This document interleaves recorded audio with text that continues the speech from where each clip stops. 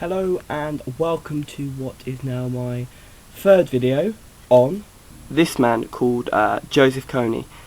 And if you haven't actually seen or heard of him, then I don't know where you've been for the past month, because it's been literally everywhere. And basically the whole idea of making this man known, I guess, is to do this campaign.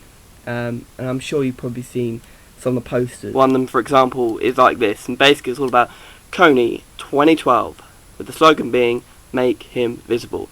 And this is kind of what this video is about, and the rest of the hundreds that are out there at the moment. I'm not gonna sit here and tell you exactly what you can hear in everybody else's videos about whether it's right or not. I'm actually just gonna tell you the facts, because unlike everybody else, I've actually gone and done research and looked at what's available about him to find out more about this guy called Joseph Kony and who actually is he. So when I first watched this video about Kony, there were so many questions, and it seems like everybody had the answer to them, but everybody had a different answer.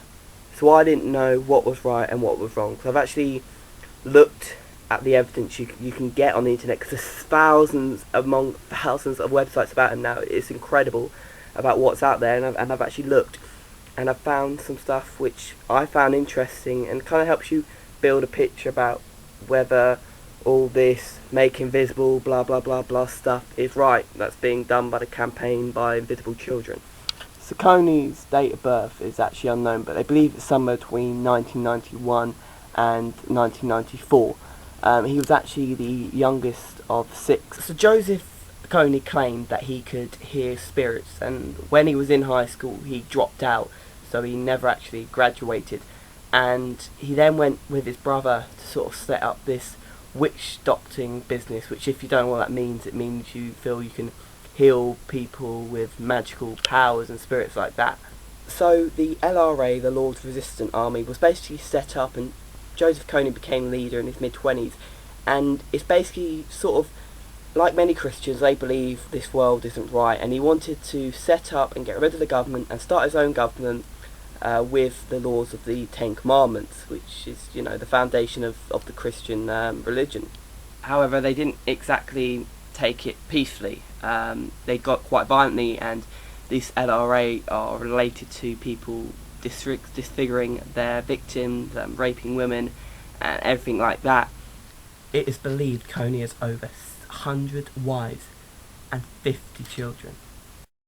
And my sort of question was, well, I know they sort of take these children and they take them away from their families and they make them do all this stuff, but you sort of feel that maybe there would be more of an uprising or something like that. But Kony actually says to them that if they do what he says, they're gonna get this eternal life in heaven, and that if they paint this, a bit like the story of the lamb's blood, if they paint an oil cross on their chest, that they're going to be saved from bullet fire and nobody's going to be able to kill them. The really interesting thing for me was the fact that Kony hasn't actually been seen in Uganda since 2006, and he's believed to have left places like Congo and all over the rest of Africa. So if that's the case, why is all our focus being on Uganda? At the end of the day, he is one of the world's top 10 fugitives. It is believed he has killed somewhere in the region of 20 to 60,000 people. And if you say to me, oh, that was years ago, we shouldn't worry about that, what does it matter now? I'm sorry, but if you've killed 20 to 60,000 people, do you not think you should be known for that? It almost comes down to sort of like thing in life where if you're bullied, you know, do you speak up? Do you say anything? And if you don't say anything, then people would just think bullying is okay, that it would just carry on. So if we let Kony get away with what he did and pretend, oh, it doesn't matter, he's left now, who's to say somebody else wasn't going to follow that, you know, take his footsteps? And because nobody knew about it, it was seen as okay. There was this video, and it said, oh, it's not big in Uganda, nobody cares about it in Uganda, it doesn't matter.